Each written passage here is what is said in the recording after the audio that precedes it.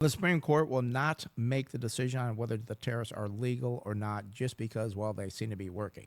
They will determine if the use of the International Emergency Economic Powers Act to impose tariffs is legal or not. Now, my hope is that they do agree with it, and if not, hopefully the administration can come up with some other way of keeping the tariffs intact as they seem to be working very well.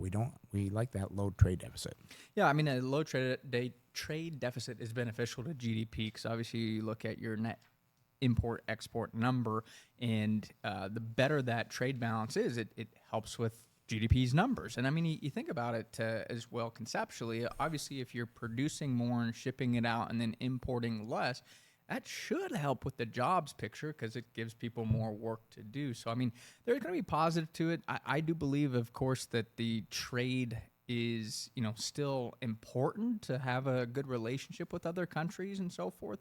I just think it got so out of whack for so many years. Yeah, and the thing I've never liked about the deficit, it got so large that we're sending this money out to other countries, getting nothing back but consumable goods, which are gone pretty quick. And I remember back in economics, the guns and the butter rule, where if you're good at making guns, you make guns, you're going to make butter, you make butter, and you have a trade.